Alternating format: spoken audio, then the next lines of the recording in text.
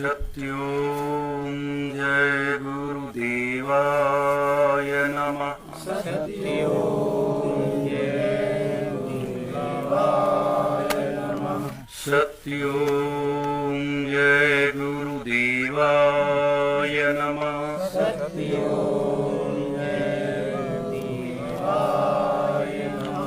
सत्यों जय गुरुदेवाय नमः।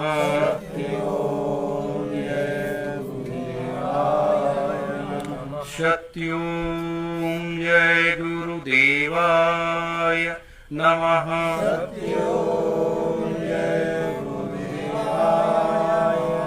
सत्यों जय गुरुदेवाय नमः। सत्यों जय गुरुदेवाय नमः।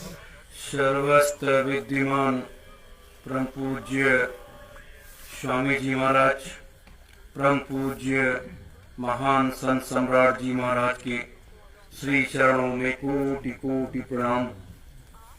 आदि गंगा माता गोमती के श्री चरणों में कोटि कोटि प्रणाम। 88,000 ऋषियों की पावन इस तपोस्थली को कोटि कोटि प्रणाम। मेरे प्यारे गुरु भाई बहनों, आप सभी को सादर सत्यों जय गुरुदेव। शांति वेला के इस आध्यात्मिक सत्संग सभा में हम आप सब सतयुग तीर्थ की इस पावन धरा पर बैठे हुए हैं। मेरे प्रेमीजनों, यह तपोभूमि है। मानव जीवन बड़ा दुर्लभ होता है और जब ये मनुष्य का शरीर हमें आप सबको मिलता है और हम आप सब इस मृतलोक में आते हैं, तो मृतलोक में आने का एक समय होता है। कुछ दिनों के लिए यहाँ पर भेजा जाता है कि आप जाओ और आपकी श्वासों की पूंजी का निर्धारण कर दिया जाता है कि इतने दिन ही आपको इस मृतलोक में रहना है और उसके बाद आपको अपने घर वापस चले आना है।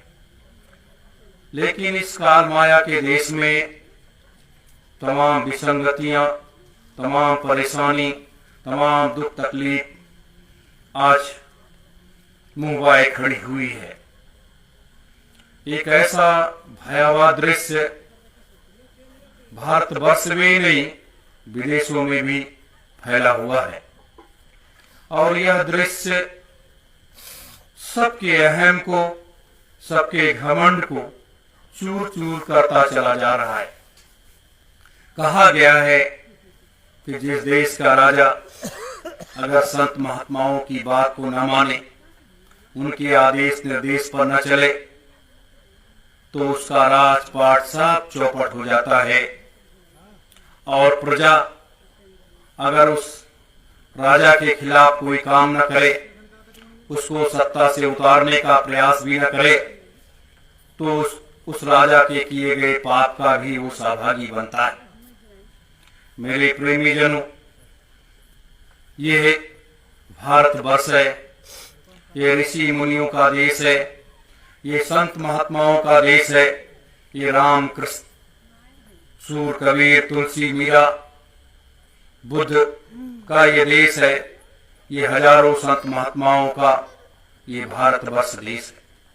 लेकिन इस भारतवर्ष में ये लोकतंत्र कायम हुआ, जो ये प्रजातंत्र आया, इसी प्रजातंत्र में एक ऐसी व्यवस्था कायम हुई, एक ऐसा राज्य कायम हुआ कि जो इस धर्म को समेटता हुआ, धर्म को मिटाता हुआ वो चला जा रहा है। और जितने भी धर्म हैं, जितने भी पंथ हैं, जितने भी मत और मतांतर हैं, जितने भी मठ मंदिर मस्जिद गुरुद्वारे चर्च गिरजाघर आदि आदि हैं, सब लोग मूक दर्शक बन करके और एकदम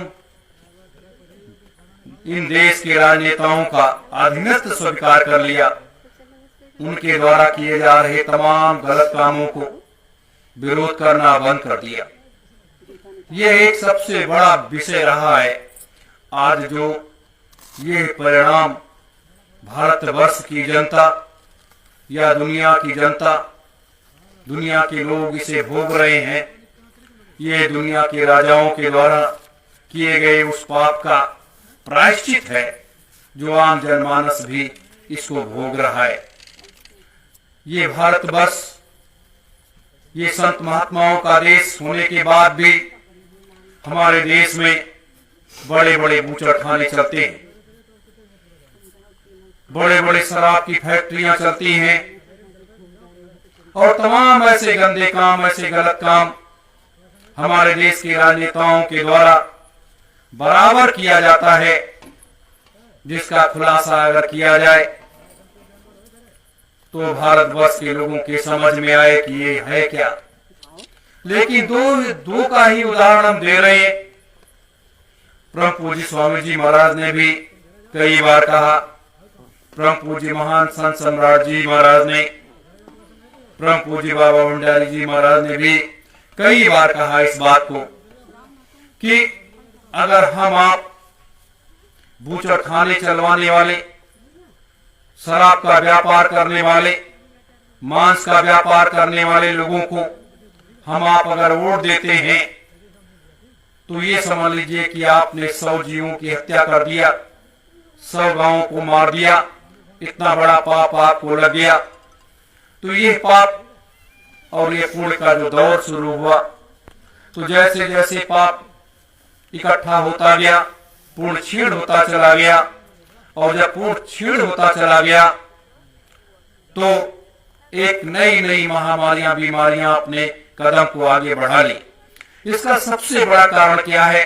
मैंने कई बार अपने इस आध्यात्मिक सत्संग में कहा है कि जब जानवरों को काटने के लिए लेकर के जाया जाता है बूचड़खानों में, या वैसे तमाम लोग जानवरों को पकड़ करके वो काट देते हैं, जब वो जान लेते हैं कि हमारी हत्या कर दी जाएगी तो लोग हताश और निराश होने लगते हैं। तो वो अपने अंतर से परमात्मा की तरफ देखते हैं कि हे परमात्मा, हे भगवान, हे प्रभु, मैंने तो कोई अपराध नहीं किया है जो समय के पहले मुझे मार दिया जा रहा है। ऐसे दौर में, ऐसे समय में मेरी तो कोई गलती भी नहीं है। तो परमात्मा क्या करता है? वो भी निरुत्तर होकर के और इस बात को वो कहता है कि जिस राज में तुमने जन्म लिया है, जिस राज में तुमको भेजा गया है, उस राज का राजा बहुत बड़ा निरंकुश है और बहुत बड़ा पापी और हत्यारा है, और ये सारा पाप उस राजा को और उस राजा को बनाने वाले उस प्रजा को लगता है।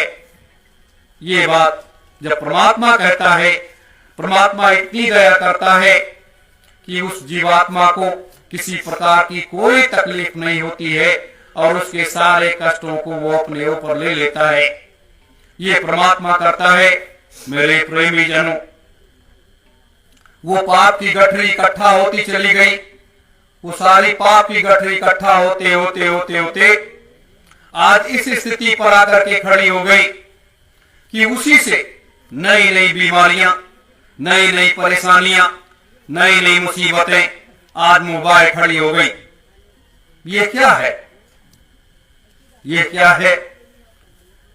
जिस देश का राजा इतना वो हो जाए, उसे ज्ञान न रह जाए, वो धर्म के बारे में भूल जाए, अध्यात्म के बारे में भूल जाए, अपने देश की संस्कृति के बारे में भूल जाए और उस राजनीति के बारे में भूल जाए, उस समाज के बारे में भूल जाए, वो इतना बड़ा निरंकुश हो जाए नशे के धुत में कि उसको किसी प्रकार का कोई ज्ञान ही न रह जाए।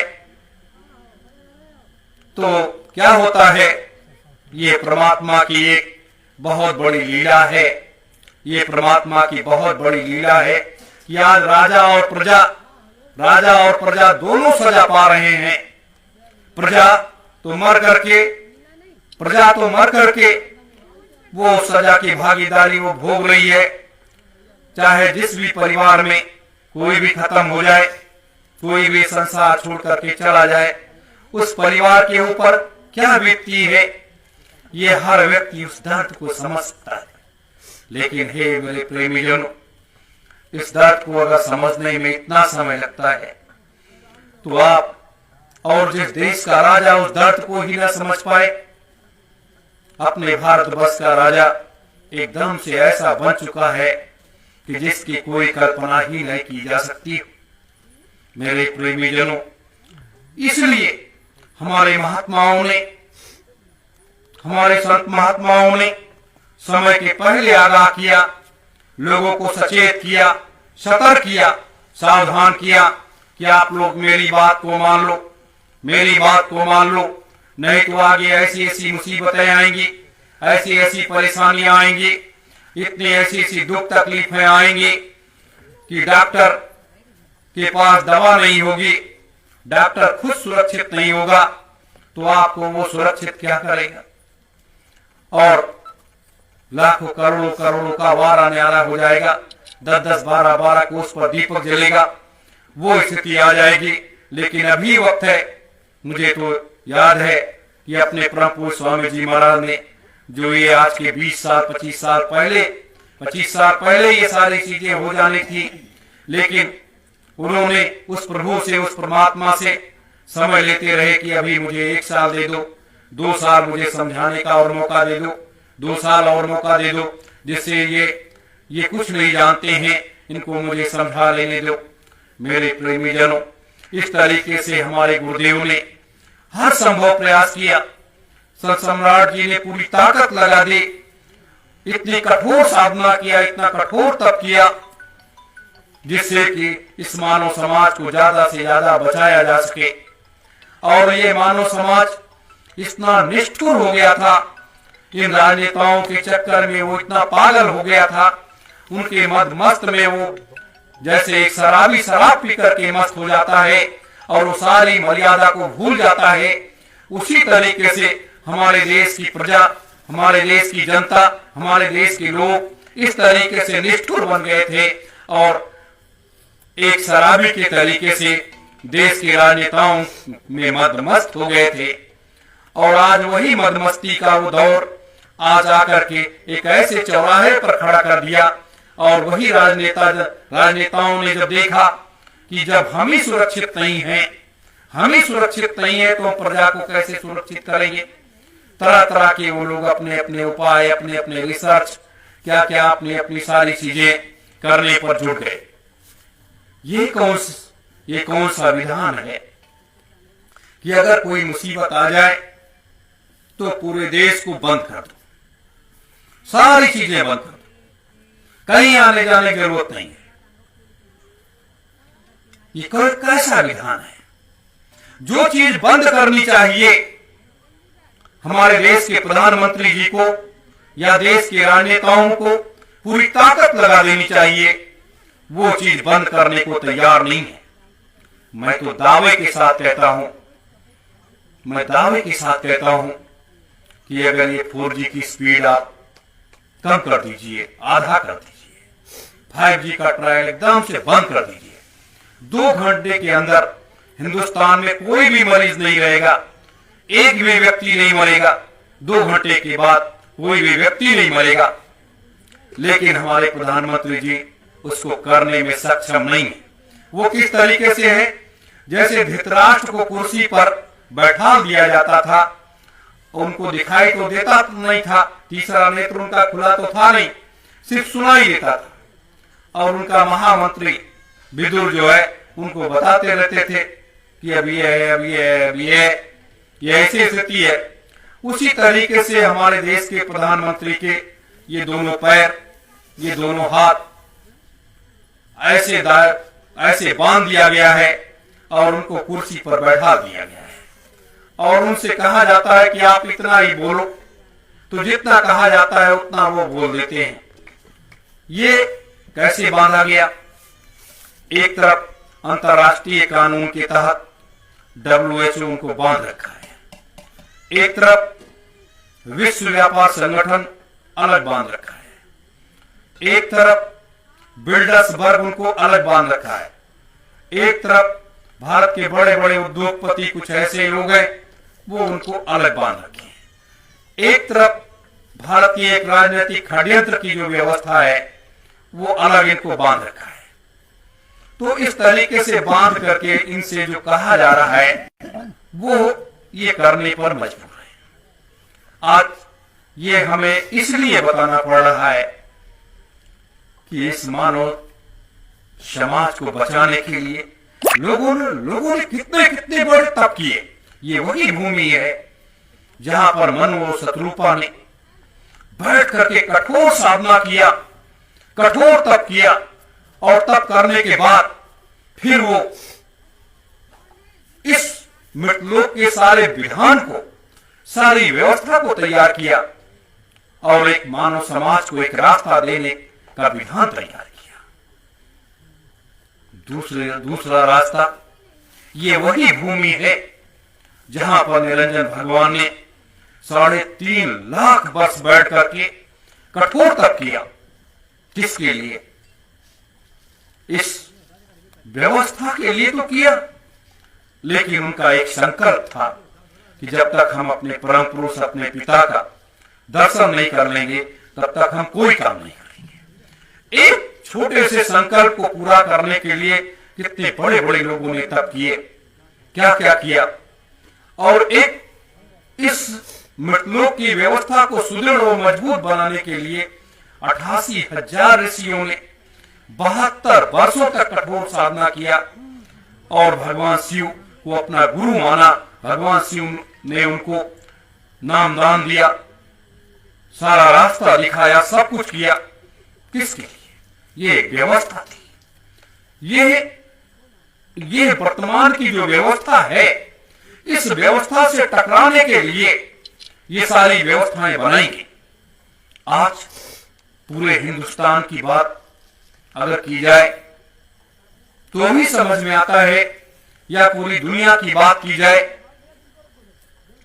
इतना सब करने के बाद, इतनी सारी चीजें करने के बाद, कुछ ऐसे असुरी प्रवृत्ति, असुरी विचारधारा के लोग जब राजा बन जाते हैं तो वो सब सारी चीजों को समाप्त कर देते हैं। आज 19 मार्च 2019 को नए विसारण की इस पावन तपोभूमि पर हम आप सबों ने कदम रखा। किस लिए कदम रखा था? कि इस मानव समाज को ज्यादा से ज्यादा बचा लिया जाए, ज्यादा से ज्यादा बचा लिया जाए और युग परिवर्तन की सारी व्यवस्था को संचालित किया जाए। आज जो लोग कहते हैं कि वो लोग कहां चले गए, कोरोना नाम की कोई बीमारी नहीं है, ये बीमारी मैं भी कह रहा, ये तो बीमारी नहीं, ये तो एक वायरस है या बैक्टीरिया, कुछ भी है, लेकिन ये मानव जीवन को तो ले रही है। मानव जीवन को ये निगलती चली आ रही है। तो इस मानव जीवन को जो ये महामारी निगल रही है, इससे मुकाबला करने के लिए सभी धर्मों के संत महात्माओं के पास, ऋषि मुनियों के पास, देव, किसी के पास कुछ है? कुछ है क्या है किसके पास जो इसका मुकाबला कर सके? या अपने महामंत्र से, या अपने तपोबल से, या अपनी शक्ति से इसको रोक दे। इसीलिए कहा गया है मठ, मंदिर, मस्जिद, गुरुद्वारे, चर्च, गिरजाघर, ये सब हमारे आस्था के केंद्र है। ये हमारे गुरुओं का, हमारे देवी देवताओं का ये पवित्र स्थान है। जहां आस्था होती है, जहां विश्वास होता है, वहां उसे सफलता मिलती है और वहां से वो दया और मौज और आशीर्वाद निकलता है। लेकिन इन चीजों से मनुष्य वंचित हो गया। मनुष्य इतना स्वार्थी हो गया कि वो अपने स्वार्थ के लिए ये सारी चीजें करता है। मेरे प्रेमी जनों, तो आज जरूरत है हमें इस मानव समाज को बचाने के लिए, इन चीजों को करने के लिए। लेकिन हम आप सब इस सतयुग तीर्थ की इस पावन धरा पर आए, अपने गुरु के आदेश से आए कि यहां से हम नव सतयुग की स्थापना करेंगे।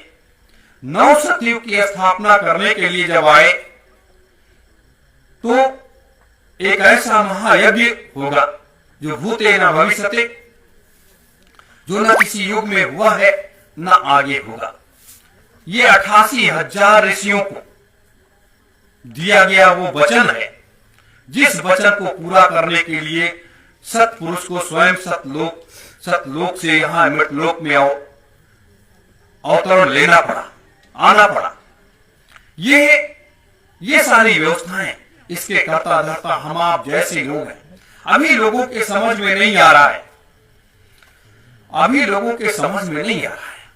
8 महीने और बीत जाने दीजिए, 8 महीने के बाद इस तरीके से समझ में आएगा लोगों के कि लोग पहले ही दिन मैंने क्या कहा था जब अपने लोग आए थे यहां 21 अगस्त 2020 को।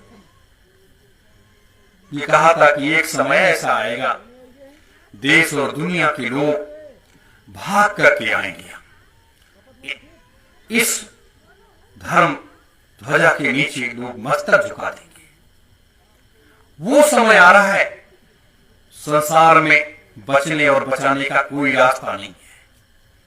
भारतवर्ष में बचने और बचाने का कोई रास्ता नहीं बचा है। कहीं भी चले जाइए आप, हिंदुस्तान में चले जाइए, पाकिस्तान में चले जाइए, बांग्लादेश में चले जाइए, किसी भी देश में चले जाइए, कहीं भी चले जाइए, दुनिया के लोग भाग करके एक दिन इस धर्म ध्वजा के नीचे अपने मस्तक को झुका देंगे। क्यों? ये हमारे 88,000 ऋषियों की तपोभूमि के बाद ये जो 3 साल उन्होंने यज्ञ किया था, यज्ञ से जो ज्योति निकाली थी, जो अखंड ज्योति, कभी न बुझने वाली ज्योति, जिसको निकाला था उन्होंने कि वहां से लोगों को प्रकाश मिलेगा, वहां से लोग अच्छे अच्छे संत महात्मा तैयार होंगे और लोग साधना करेंगे, सीधे उस सतलोक तक आते जाते रहेंगे। जब जहां जरूरत हुआ चले गए, चले आए, और जब उनका समय पूरा हुआ वो अपने घर को चले गए, कोई परेशानी। लेकिन कुछ असुरी प्रवृत्ति, जैसे आज वर्तमान में असुरी प्रवृत्ति के लोग सत्ता में बैठे हुए हैं, उसी तरीके से उस समय में एक मुगलिया सल्तनत जब आई तो मुगलिया सल्तनत में औरंगजेब जैसा शासक हुआ जिसने इस ज्योति को बुझाने के लिए पूरी ताकत लगा दी, पूरी ताकत लगा दिया, और 1 साल के बाद इसको बुझा दिया।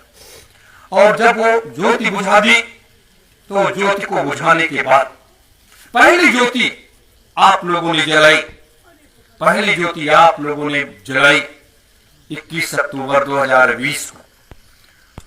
21 अक्टूबर 2020 को जब ये ज्योति जलाई आप लोगों ने और इस ध्वज को खड़ा कर दिया, तो इस ध्वज को जो खड़ा किया तो नीचे से इसके अंदर उस ध्वज तक एक शक्ति का प्रादुर्भाव होता है, ऊपर से नीचे, नीचे से ऊपर। और जैसे जैसे आपका ये ध्वज पूर्व पश्चिम उत्तर दक्षिण चारों दिशाओं में चारों तरफ फैलता है, वैसे वैसे इसमें देवी देवताओं का वास है। और ये देवी देवता अपने अपने काम को संभाले हुए हैं, ये लोग अपने अपने काम को कर रहे हैं। तो जब इनको जिम्मेदारी अपने लोगों ने 19 मार्च 2019 को भी दे दिया था, अपने गुरु के आदेश से प्रार्थना करके, विनती करके, हाथ जोड़ करके, अन्न विनय करके, तो उसी तरीके से ये आदि गंगा माता गोमती से कितना प्रार्थना किया गया, क्या किया गया। उन्होंने उस धरोहर को वापस कर दिया, उस शक्ति को वापस कर दिया, और वो शक्ति ला करके यहाँ समाहित कर दिया। आज वो अपना काम कर रही है। आज जब अपना काम कर रही है तो देश और दुनिया को तकलीफ हो रहा है। तो जब देश और दुनिया को तकलीफ हो रहा है तो वो तकलीफ से हमें आपको भी तकलीफ हो रही है। पूरा संसार इसके चपेटे में आ रहा है, लेकिन कोई बात नहीं मेरे प्रेमी जनों, हमें आपको एक ताकत बन करके इस कार्य को लगातार संचालित करते रहना है, इसे बंद नहीं होने देना है। कुछ भी करना पड़े, कोई भी रास्ता चुनना पड़े, क्योंकि ये गुरु का आदेश है, ये गुरु का कार्य है, ये गुरु की जिम्मेदारियां हैं जिसको हमें आपको करना है। अगर हम आप इसे नहीं करेंगे तो कौन करेगा? और जब जैसा समय आता है, जैसी आवश्यकता पड़ती है, अगर सतयुग में हरिश्चंद्र जी की आवश्यकता पड़ी तो सतयुग में हरिश्चंद्र जी आए, त्रेता में रामचंद्र जी की आवश्यकता पड़ी तो राम जी आए, द्वापर में कृष्ण जी की आवश्यकता पड़ेगी तो कृष्ण जी आए, और जैसे जैसे संत महात्माओं की आवश्यकता पड़ी तो ये 5300 वर्षों में कितने लोग आए। मोहम्मद साहब आए, कबीर साहब आए, तुलसीदास जी महाराज आए, और नानक साहब आए, पलटू साहब आए, बुद्ध जी आए, ईसा मसीह जी आए। तमाम ऐसे कई हजार शक्तियां इस कलिकाल से मुकाबला करने के लिए आई और लोगों को एक अच्छा रास्ता दिखा करके उनका काम पूरा हुआ, वो चली गई। तो इस तरीके से लोग आते रहे और जाते रहे और संहार करते रहे, लेकिन सबको मां के गर्भ से ही आना पड़ा। जैसे आने का रास्ता एक है और जाने का रास्ता एक है। इस रास्ते को कोई भी धर्म का कोई भी व्यक्ति, किसी भी धर्म का हो, किसी भी पंथ का हो, किसी भी मजहब का हो, कोई इसको बदल नहीं पाया। पूजा पद्धति बदल लिए, उसकी व्यवस्था बदल लिए, सारे विधान बदल लिया लोगों ने, लेकिन ईश्वर के विधान को, परमात्मा के विधान को कोई भी बदल नहीं पाया। अगर किसी ने बदला हो तो बताइए, कोई नहीं बदल पाया। तो ये ईश्वर का शाश्वत नियम है, ये परमात्मा का, उस प्रभु का एक विधान है, एक व्यवस्था है। तो जब ये व्यवस्था है तो हमें इस व्यवस्था के तहत अंगीकार करना चाहिए। और मैं तो ये कहता हूं, सभी धर्मों के लोग, सभी पंथों के लोग, सभी मजहबों के लोग एक दिन सब परिवर्तन के उस मार्ग पर आगे बढ़ चलेंगे और एक रास्ता लोगों को मिलता चला जाएगा। इसीलिए अपने गुरुदेव ने एक नारा दिया था, आध्यात्मिक क्रांति और वैचारिक क्रांति का अभियान। कि आध्यात्मिक क्रांति यानी धर्म नीति और वैचारिक क्रांति, विचारों की क्रांति, राजनीति, दोनों जब साथ चलेगी, दोनों का फैलाव होगा, दोनों विचारधाराएं साथ साथ जाएंगी, तब एक समाज में बदलाव आएगा, एक रास्ता बनेगा और उस रास्ते पर लोग चलते चले जाएंगे, उस रास्ते पर लोग चलते चले जाएंगे, लोगों को एक सन्मार्ग, एक रास्ता मिल जाएगा।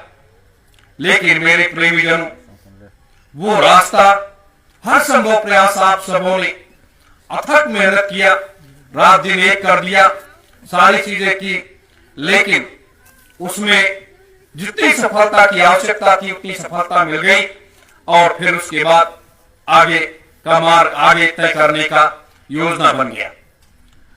अब अपने गुरुदेव ने कितना बड़ा महान संकल्प लेकर के, कितनी बड़ी शक्ति लेकर के इस मृतलोक में आए और सारी व्यवस्था करने के बाद फिर जाकर के एक दूसरा रास्ता चुन करके सिद्धाश्रम में बैठ जाना पड़ा, जहां पर अपने हजारों महात्माओं की उस शक्ति को लेकर के और उस शक्ति को लेकर के एक नया प्लेटफॉर्म तैयार करने की योजना बन गई। तो ये होता है वो कर्तव्य का पथ, ये होता है वो रास्ता जहां से हमें रास्ता मिलता है। और जब तक आपको वो रास्ता नहीं मिलेगा, आप उस रास्ते पर कैसे चलोगे, आप कैसे वहां तक, उस मंजिल तक पहुंच पाओगे। इसीलिए समय के पहले जब 2019 में 2020 में 19 से इस कार्य प्रारंभ हुआ, 2020 में जब ये महामारी का उदय हुआ तो इस मानव समाज को जगाने के लिए, मानव समाज को एक रास्ता दिखाने के लिए कि अभी भी वक्त है, अभी भी वक्त है। आप लोग एक धुरी को पकड़ लो, एक धुरी को एक केंद्र बिंदु बना लो। एक ऐसा महामंत्र दिया। उन्होंने ये नहीं कहा किसी भी संत महात्मा से आपने नामदान लिया है, कहीं भी, कोई बात नहीं। आप उनके द्वारा दिया गया वो नाम रूपी दान जो अमूल्य वस्तु है, उसका सुमिरन ध्यान भजन करने के बाद 10 मिनट सुबह, 10 मिनट शाम, आधे घंटे सुबह, आधे घंटे शाम, जैसा भी समय आपके पास है, सोते जागते उठते बैठते आप लोग शक्ति ओम जय गुरुदेवाय नमः ये महामंत्र का जाप करते रहिए। और करने से क्या है कि आप की सुरक्षा भी हो जाएगी, आपको रास्ता भी मिल जाएगा, आप इन तमाम मुसीबत परेशानियों, तमाम दुख तकलीफों से आप बच जाओगे। तो उस समय अपने स्वामी जी महाराज ने, संत सम्राट जी महाराज ने ये नाम, इस महामंत्र को दिया और कहा बच्चों ये नाम नहीं है, ये इस महाकाल का ये महामंत्र है। और इस महामंत्र को जो लोग जपते रहेंगे सुबह शाम, उन लोगों को सुरक्षा होती रहेगी और उन लोगों की व्यवस्था होती रहेगी। तो ये समय के पहले क्यों उन्होंने दे दिया? इसलिए दे दिया कि ज्यादा से ज्यादा लोगों को बचाया जा सके,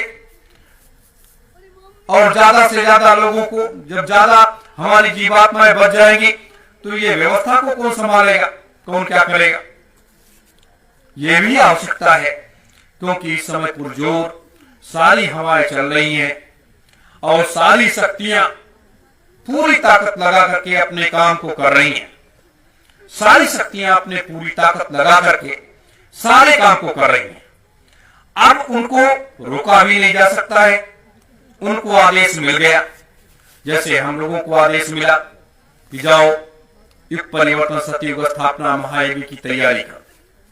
1000 एक यज्ञ कुंड बनाना है, धर्म ध्वजा को लगाना है, आध्यात्मिक क्रांति, वैचारिक क्रांति के अभियान के द्वारा उसका प्रचार प्रसार करना है। तो ये आदेश मिल गया, हम लोग जुड़ गए अपने काम में, आज भी लगे हुए हैं। उसी तरीके से जब देवी देवताओं को आदेश मिला, ब्रह्मा विष्णु महेश को आदेश मिला, तो वो लोग अपने काम में लग गए। तो जब अपने काम में लग गए हो तो अब सबको तकलीफ हो रही है। ये क्या हो रहा है? ये मुसीबत, ये परेशानी, ये दुख, ये तकलीफ, ये सारी चीजें क्यों आ रही हैं? मेरे प्रेमी जनों, ये लोगों का पाप कर्म है। ये लोगों का पाप कर्म इसलिए है जो लोगों ने इन देश के राजनेताओं को जो अपना मत दिया है, उस मत का ये कीमत है। क्योंकि वो भी दोषी, आप भी दोषी। तो जब दोनों सजा के पात्र हैं, तो पहले प्रजा को सजा, फिर राजा को सजा। तो सजा से कोई वंचित नहीं बच सकता, कि परमात्मा किसी को छोड़ता नहीं है। महात्मा दयालु होते हैं, वो ना किसी को श्राप तो कभी जल्दी देते ही नहीं। आशीर्वाद के दरवाजे उनके हमेशा खुले रहते हैं। लेकिन जब परमात्मा अपने हाथ में उस बागडोर को ले लेता है, जब वो बागडोर ले लेता है अपने हाथ में, तो जब अपने हिसाब से काम करना शुरू करता है, तब उसके यहाँ क्षमा नाम की कोई चीज नहीं होती है, और वो अपने कार्य को उस व्यवस्था के तहत लेकर के आगे बढ़ता चला जाता है। इसीलिए स्वामी जी महाराज ने बार बार कहा, चिल्ला चिल्ला करके कहा, हजारों बार मन से कहा कि बच्चों, अगर तुम लोगों ने मेरी बात ना मानी, तो मैं आपको काल के हाथ में सौंप दूंगा। क्यों? तो आज ये काल का डंडा बज रहा है। आज ये जो कुछ हो रहा है, ये काल का डंडा बज रहा है, और इस काल के डंडे से कोई बचा ले किसी को। काल के डंडे से कोई बचा ले किसी को।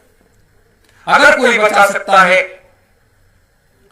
तो ये महात्माओं के द्वारा, संत महात्माओं के द्वारा, औलिया फकीर जो होंगे, वो अपने तपोबल से, अपनी शक्ति से लोगों को बचा सकते हैं, नहीं तो नहीं।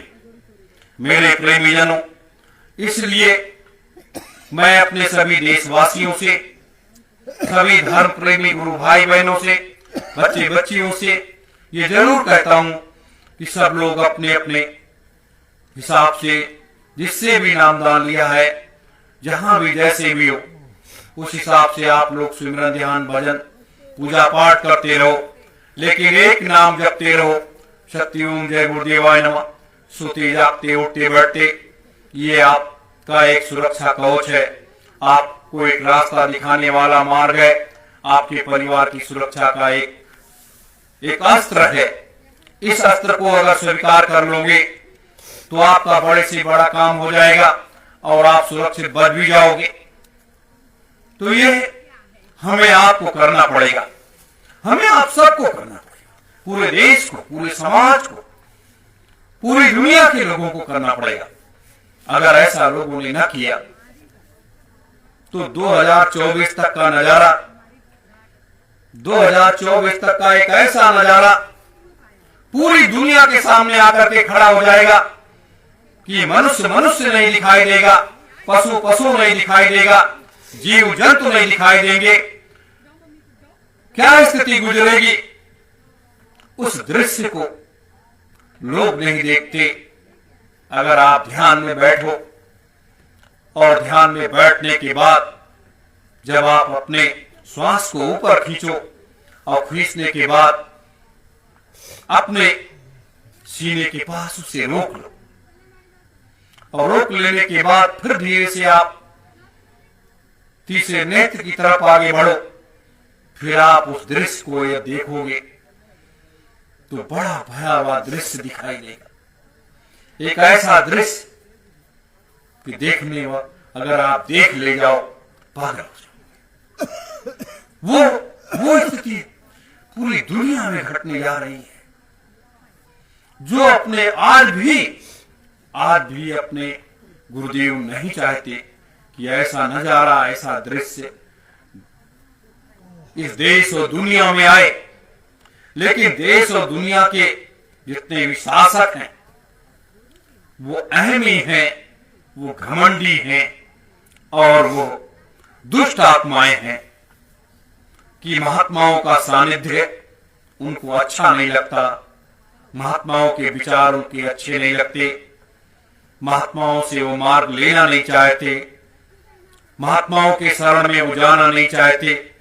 वो वैज्ञानिकों के शरण में, डॉक्टरों के शरण में उनसे राय ले रहे हैं जिनके पास स्वयं, जो अपनी सुरक्षा नहीं कर सकता, यहां से लेकर के न तक वो दूसरे की सुरक्षा क्या करेगा। और महात्मा तो अपनी सुरक्षा करते हैं और लाखों करोड़ों करोड़ों अरबों अरबों खरबों खरबों जीवात्माओं की सुरक्षा करते हैं। हमें उनके पास जाना चाहिए, हमें उनसे मिलना चाहिए, उनसे एक रास्ता लेना चाहिए। अगर उनसे आप रास्ता नहीं लोगे तो आप कुछ नहीं कर सकते हो, आप कुछ नहीं कर सकते हो। और इसी तरीके से ये मानव सभ्यता डूबने के कगार पर चली जाएगी। मेरे प्रेमी जनों, ये मैं इसलिए कह रहा हूं, हम आप बैठे ये चिंतन कर रहे हैं, मनन कर रहे हैं, लेकिन अध्यात्म क्या है, अध्यात्म क्या कहता है? अध्यात्म ये कहता है कि अगर किसी के ऊपर मुसीबत या परेशानी आ जाए तो उसकी रक्षा करना ये अपना नैतिक परम धर्म है, अपना कर्तव्य है। अब उसके लिए आपको जो भी करना पड़े हर संभव प्रयास करना चाहिए। आज जो ये मुसीबत का पहाड़ है, उस पहाड़ को मुकाबला करने के लिए हजारों हजारों शक्तियां हैं, लेकिन हजारों शक्तियां भी एक मर्यादा में बंधी हुई हैं। उनको भी गौर करने वाला कोई है, उनका भी रिमोट किसी दूसरे के पास है। और जब तक वो रिमोट का बटन नहीं दबेगा तब तक वो ये काम नहीं कर सकती। मेरे प्रेमीजनों, इसलिए जैसे भी हो सके हम आप सब अपने धर्म कर्म से, अपने पथ से विचलित ना हो, हमेशा अपने पथ, अपने रास्ते पर चलते रहें। कभी भी इस संकट की घड़ी में अपने हिम्मत को न हारें। एक बात और बताएं आपको कि इसी तरीके से जब द्वापर का वो दौर शुरू हुआ तो द्वापर में भी इससे ज्यादा विसंगतियां फैली हुई थी। बड़ी अजीब स्थिति थी। वहां तो लोग मर्यादा विहीन हो गए थे, इस तरीके से बेलगाम हो गए थे कि कोई किसी का नहीं मानता था। और जब परमात्मा का वो आगमन हुआ, वो इस मृतलोक में आया, उसने देखा उस दृश्य को, उस नजारे को जब देखा और नजारे को देखने के बाद उसी हिसाब से अपने लीलाओं को करना शुरू किया।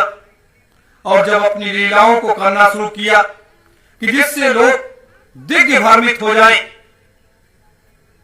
लोग पहचान ना पाए कि ये तो भगवान है या ये शक्ति, कोई ऐसी शक्ति इस मृतलोक में अवतरित हुई है जो ये सारे कार्य कर सकती है। लेकिन उस समय भी एक हवा बह रही थी, मेरा तारणहार आएगा। जो गरीब तबके के लोग थे, जो बेचारे अपने को असुरक्षित समझ रहे थे, जो लोग हताश और निराश और परेशान थे, जैसे आज हजारों लाखों करोड़ों लोग हताश और निराश है, वो आज भी परमात्मा की आस जो रहे हैं कि हे परमात्मा तुम कब आओगे, कब हमारी रक्षा करोगे, कब क्या होगा। ये बात थी। उस समय भी लोग एक चिल्लाते थे, मेरा तारणहार आएगा, मेरा तारणहार आएगा, मेरा तारणहार आएगा। तारणहार आया, उसने अपने काम को करना शुरू किया। तो मात जो लोग ये चिल्ला रहे थे, उनको मात्र इतना उनके अंतर में महसूस हुआ कि मेरा तारणहार आ गया, मेरा तारणहार आ गया।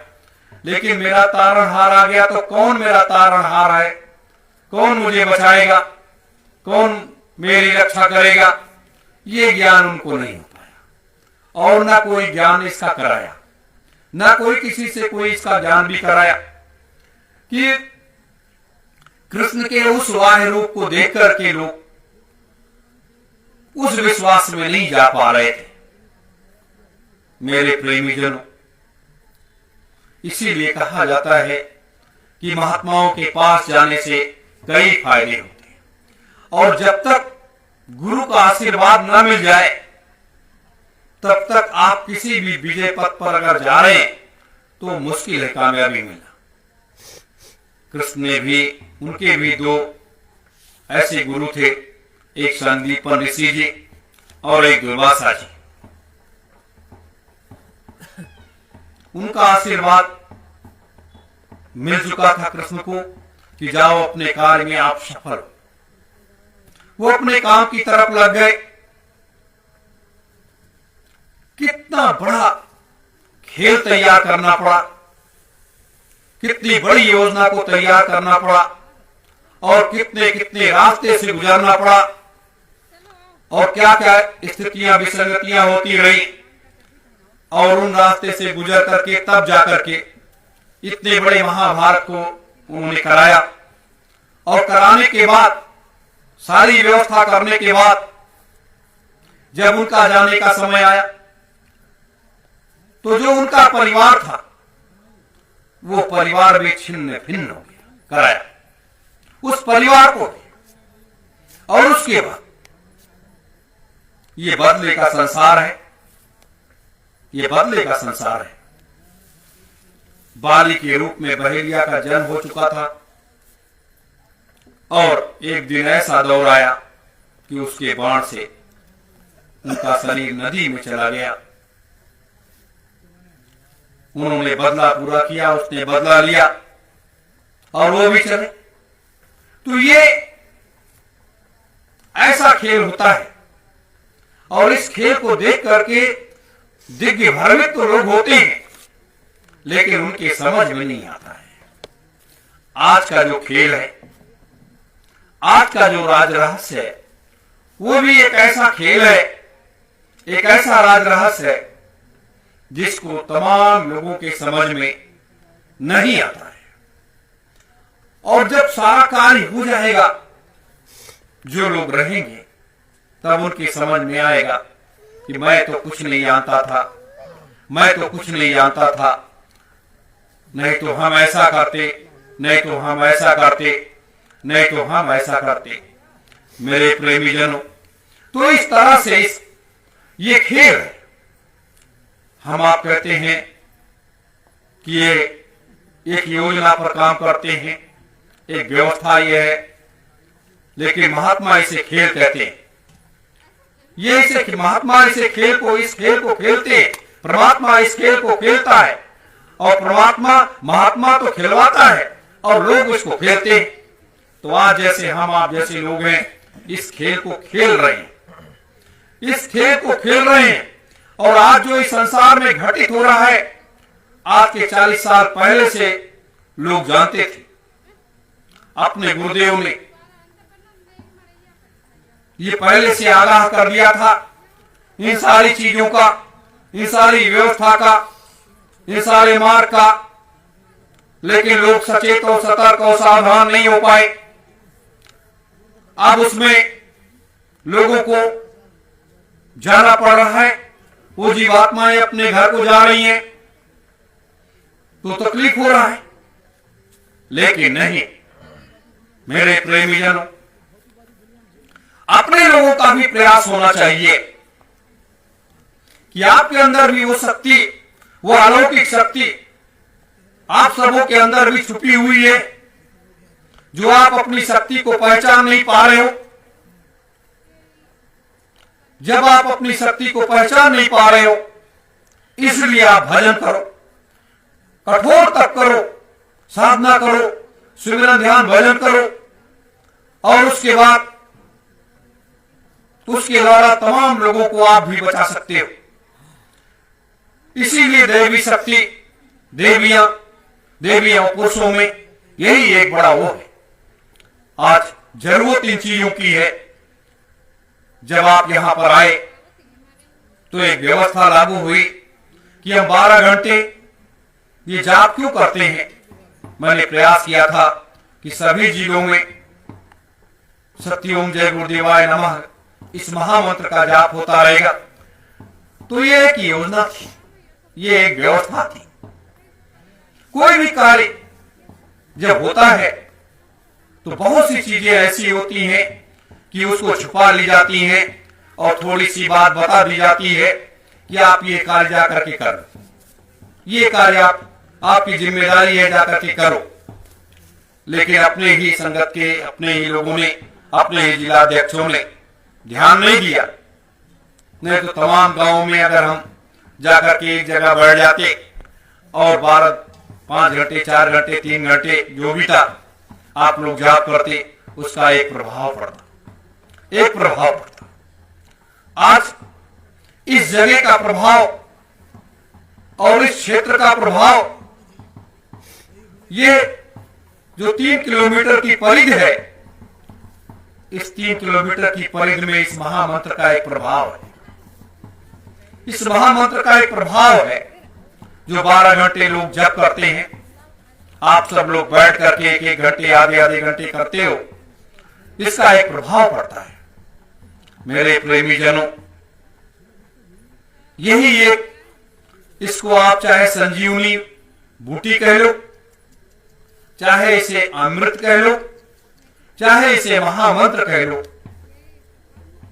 ये कलिकाल की इस अंतिम बेला में, अंतिम समय में ये वो औषधि है जो निःशुल्क है, जिसकी कोई दवा नहीं है, जिसकी कोई कीमत नहीं है, पूरे संसार की दौलत, 3 लोक 14 भवन 9 खंड, सब कुछ इस पर रख दिया जाए तो भी वो कम हो जाएगा। क्योंकि ये महामंत्र जैसे समुद्र मंथन से तमाम चीजें मिली हुई थी, अमृत भी मिला था, विष भी निकला था, उसी तरीके से ये एक अमृत है। इसलिए अमृत है ये 3000 महात्माओं के द्वारा और स्वयं सत्पुरुष के द्वारा, स्वयं उस महाकाल के द्वारा ये रसायन तैयार किया गया, ये औषधि तैयार की गई, ये महामंत्र तैयार किया गया। तो इनकी सारी शक्तियां 3000 महात्माओं की और परम पुरुष परम पिता सतपुरुष जी महाराज, महाकाल संत सम्राट जी महाराज की सबकी सारी शक्तियां इस महामंत्र में समाहित हैं। और जब इस महामंत्र में समाहित है तो इतनी बड़ी दौलत अगर आपको मिल गई तो आप भी इसका फायदा नहीं उठा पाए। मेरे प्रेमी जनों, इसीलिए लोग काल निरंजन की बात करते हैं। बहुत से लोग कहते हैं कि लोगों ने तो जय गुरुदेव नाम निरंजन भगवान का बता दिया, इसलिए मैं उनके साथ नहीं जाऊंगा। लेकिन लोगों को खुद ही नहीं मालूम है कि निरंजन है कौन और निरंजन का नाम क्यों आया, क्यों जोड़ा गया, ये नहीं मालूम है। चाहे कोई भी हो, ये मृतलोक तो ये निरंजन भगवान का है ना, उनको ये मिला था कि यहां की व्यवस्था को आप तमाम महात्माओं ने कह दिया कि निरंजन भगवान ने तो उनको इस जाल में फंसा लिया, उनको इस जाल में फंसा लिया, उनको इस जाल में फंसा लिया। लेकिन निरंजन ने किसी को कोई जाल में नहीं फंसाया, वो तो अपना पूरा समय अपने साधना में व्यतीत कर लिया। मृतलोक से लेकर के और सत्यलोक तक, मृतलोक से लेकर के और सत्यलोक तक निरंजन से ज्यादा साधना किसी ने नहीं किया। 8.5 लाख वर्षों तक निरंजन ने कठोर साधना किया और 8.5 लाख वर्ष की साधना सिर्फ अपने परम पिता, अपने परम पुरुष का दर्शन प्राप्त करने के लिए किया। मेरे प्रेमी जनों, इसलिए किया। लेकिन परम पुरुष को इसकी आवश्यकता इसलिए थी कि कलिकाल की इस अंतिम बेला में जो थोड़े समय के लिए कलयुग को उतारा जा रहा है, इतनी अपार शक्ति की आवश्यकता पड़ेगी जिस शक्ति के द्वारा पूरा भूमंडल नाचने लगेगा। और जब मृतलोक ये पृथ्वी ये डगमगाने लगेगी, पाप से बोझिल हो जाएगी, चारों तरफ हाहाकार मच जाएगा, तो इस शक्ति का प्रयोग करके हम कुछ लोगों को बचा ले जाएंगे। इसलिए उनकी यह आवश्यकता थी। और उस आवश्यकता को अगर किसी ने पूरा किया, ना ब्रह्मा ने पूरा किया, ना विष्णु ने पूरा किया, ना भगवान शिव ने पूरा किया, ब्रह्मा विष्णु महेश तीनों ने इस शक्ति को पूरा नहीं किया, ना कोई देवी देवताओं ने पूरा किया। अगर किसी ने इस कलिकाल में इस सृष्टि को लय से महाप्रलय से बचाया है तो वो मात्र निरंजन है और किसी ने नहीं बचाया। आज वो एक बड़ी शक्ति के रूप में है। इसीलिए परम पुरुष स्वामी जी महाराज ने जब इस मृतलोक में आए, उन्होंने नाम रूपी दान, वो शक्ति वो अपने मुखारबिंद से उस ब्रह्म वाक्य को देना शुरू किया। तो सबसे पहले उन्होंने निरंजन को याद किया कहा बच्चों, ये आप लोगों को ये नामदान है और इसको आप अपने अंतर में ग्रहण करो और रोज सुबह शाम सुमिरन, ध्यान और भजन करना। लेकिन सबसे पहले नाम उन्होंने कहा निरंजन का। जो ओम, आज एक सनातन हिंदू धर्म में ओम को प्रथम वरीयता दी जाती है। ओम को प्रथम वरीयता दी जाती है अपने सनातन हिंदू धर्म में। उसको दूसरे नंबर पर लेकर के आए और प्रथम वरीयता स्वामी जी महाराज ने निरंजन का दिया। प्रथम वरीयता उन्होंने निरंजन का दिया। क्यों निरंजन का दिया? आज जो लोग विरोध करते हैं निरंजन का, तमाम ऐसे लोग हैं जो कहते हैं जय गुरुदेव नाम निरंजन का कैसे हो गया। मैं तो दावे के साथ कहता हूं कि जय गुरुदेव नाम निरंजन भगवान का है, ये दूसरे का नहीं है। आप चले जाइए अनादिकाल और आदिकाल में, अनादिकाल या आदिकाल में चले जाइए और अनादिकाल में आप सतयुग में आइए। सतयुग में जब आप सतयुग में आएंगे और कलयुग में 300 वर्षों, अभी 200-300 वर्ष हुआ जहां लोग अलग निरंजन का आवाज लगाया करते थे। सनातन हिंदू धर्म में जगह जगह लोग जाया करते थे और ये सारा कार्य किया करते थे। तब लोगों के समझ में नहीं आया मेरे प्रेमी जनों, इसलिए ये सतयुग में रहा जय गुरुदेव नाम। त्रेता में विलुप्त हो गया, द्वापर में भी रहा और इस कलयुग में ये चीज लेकर के स्वयं सत्पुरुष को आना। और जब ये जय गुरुदेव नाम सतयुग में लिया जाता था तो वहां निरंजन भगवान की एक मूर्ति हुआ करती थी और उसके आगे लोग दीपक जला करके और ये किया करते।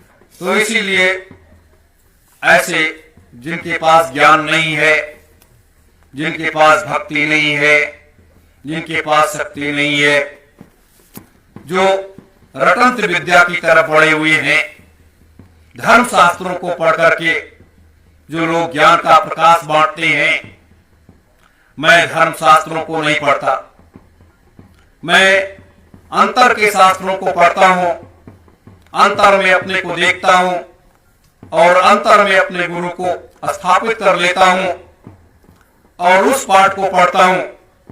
मेरे प्रेमी जनों, इसलिए हमारा आपका कर्तव्य है कि हम आप अपने सत्य मार्ग पर अनवरत इसी तरह से चलते रहें, अपने कदम को पीछे मत हटाएं।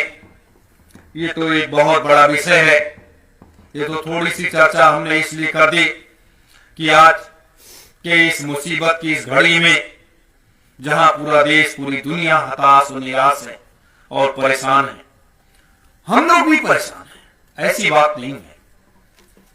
एक दूसरे के कष्ट को देख करके दुख होता है। आज हमारे हजारों डॉक्टर्स, हमारे आपके घरों की बेटियां, बहनें, जियां जो नर्स का काम करती थी वो भी काल के गाल में चली गई, लोगों को बचाते बचाते। और तमाम हमारे देश के सुरक्षा बल वो भी हर संभव प्रयास जो जहां है वहां से प्रयास कर रहा है, लेकिन काफी लोग हमारे आप इस देश के लोगों की सुरक्षा करते करते अपने जीवन को गंवा बैठे। ऐसी जीवात्माओं को परमात्मा शांति दे और उनको अपने लोक में ले जाकर के स्थापित करे, यह मेरी प्रार्थना है। और जिनके परिवारों से जो भी लोग, जो भी जीवात्माएं चली गई हैं, उन सभी परिवारों को परमात्मा इतनी शांति दे जिससे वो इस कष्ट को अपने ऊपर झेल सके और इस मुसीबत की घड़ी में इसका मुकाबला कर सके। लेकिन हे परमात्मा, ऐसे राक्षस को जरूर कष्ट, इतनी सजा देना कि इसे 84 लाख योनियों गुजरने के बाद भी इसको मुक्ति कभी ना मिलने पाए, इतना जरूर कर लेना। क्योंकि जो प्रयास करें इस मृतलोक की धरा को, इस नियम को भूल जाए, उसको तार तार कर दे, ऐसे लोगों को सजा जरूर मिलना चाहिए। प्रकृति क्या करती है, हमारी सारी शक्तियां क्या करती हैं, वो अलग विषय है। लेकिन एक राजा का जो कर्तव्य है, उस राजा के कर्तव्य का निर्वहन राजा को करना चाहिए। आज इस मुसीबत की घड़ी में आप देख रहे हो, दुकानें सारी बंद कर दी गई, लेकिन शराब की दुकान जरूर खुलेगी। शराब की दुकान जरूर खुलेगी। क्यों? शराब पियोगी तो भी तो बर्बाद होगी आप। ये सारी व्यवस्थाएं हैं। आज इस संसार के ऊपर, भारतवर्ष के ऊपर यह आया हुआ कष्ट, आया हुआ दुख, सबको इतनी शक्ति मिले जिससे इस कष्ट को लोग सहन कर सके और अपने अंतर में आत्मसात कर सके।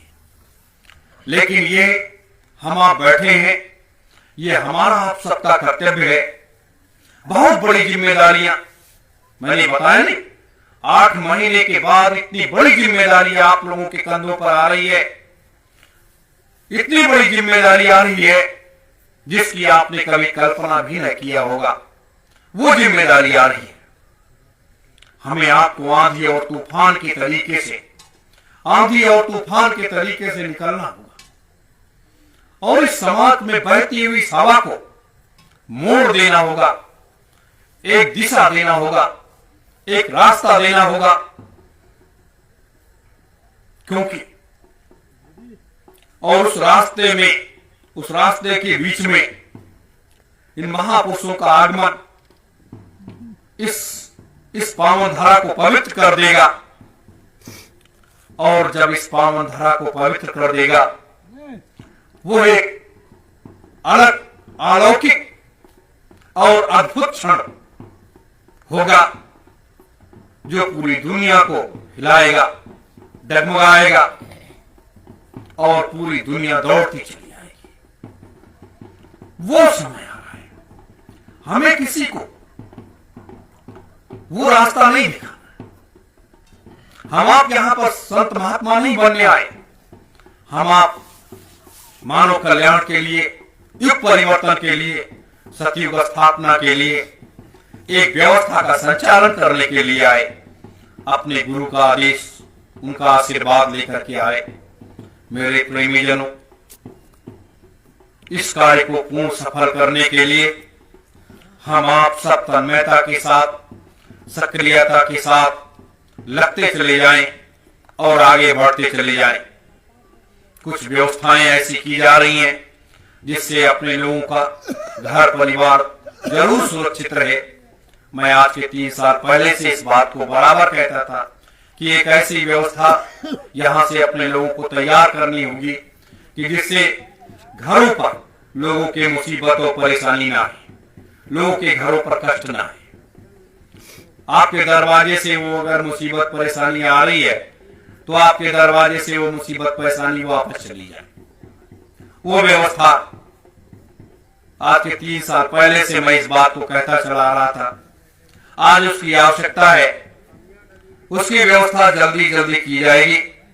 मेरे प्रेमीजनों, हिम्मत लाइए और अपने अंदर साहस उत्पन्न करिए और अपने गुरु की उस महान शक्ति को पहचानते हुए अपने आत्मबल को मजबूत करिए। और मैं पूरे देश के लोगों से कह रहा हूं कि पूरे देश के लोग अपने आत्मबल को मजबूत कर लो। अपने आत्मबल को मजबूत कर लोगे, आप इस लड़ाई को जीत लोगे। और आज इसी की आवश्यकता है, आज इसी की आवश्यकता है। ये हर युगों में हुआ है, हर समय ऐसा हुआ है। तो कितने कितने कष्ट लोगों, इसी कलिकाल में मुगलों का साम्राज्य आया, कितना कष्ट लोगों ने उठाया, क्या क्या बीता उस समय। इतना कष्ट लोगों ने उठाया जिसकी कोई सीमा नहीं रही।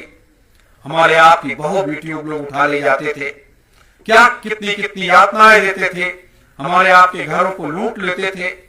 क्या क्या होता था उस समय का दृश्य अगर याद करो रोंगटे खड़े हो जाते हैं। लेकिन लोग निकल करके आए, एक से एक वीर सपूत निकल करके आए, एक से एक संत महात्मा निकल करके आए। उन्होंने दिशा मोड़ दी, उन्होंने रास्ता दे दिया कि बच्चों इस रास्ते पर चल पड़ो और इसका मुकाबला करो, ये तुम्हारे आगे कुछ नहीं है। लोगों ने हंसते हंसते तमाम कष्ट को उठा लिया, झेल लिया, लेकिन मुगलों का डट करके मुकाबला किया और अपनी शान और आन और बान को उन्होंने छुपने नहीं दिया। तो उसी तरह से ये महात्माओं की शक्ति उस समय काम कर रही थी। फिर उसके बाद ये अंग्रेजों का समय आया, उसमें भी लोगों ने तमाम संत महात्माओं का योगदान रहा, रास्ता मिला और रास्ता मिलकर के लोगों ने उस लड़ाई को जीत लिया। आज जब ऐसी मुसीबत, ये मुसीबत महामारी बीमारी की मुसीबत नहीं, मैं इस मुसीबत को नहीं कहता, ये तो लोगों का पाप है जो लोगों को ले जा रहा है। ये मुसीबत कह रहे हैं जो ऐसे असुरी प्रवृत्ति के लोग सत्ता में बैठ गए हैं, उनका मुकाबला हमें आपको करना पड़ेगा। इसीलिए धर्म नीति और राजनीति को हमें मजबूती के साथ आगे लेकर के आगे बढ़ना। मेरे प्रेमी जनों, भारतीय सुभाष सेना और इस सतयुग तीर्थ, ये दोनों लगातार अनुरोध आगे काम करते रहेंगे और इस धरा पर नौ सतयुग को उतार करके रहेंगे। इसके पहले हम आप चैन से नहीं बैठेंगे, अनुरोध अपने कार्य को जारी रखेंगे। और ये आश्रम है, ये सतयुग तीर्थ का आश्रम है, दुनिया का, इस मृतलोक का, इस मृतलोक का एक केंद्र बिंदु है, इस मृतलोक का एक केंद्र बिंदु है जहां से सतयुग का सूर्य निकलेगा जो पूरी दुनिया में अपना साम्राज्य फैलाएगा और जहां से संत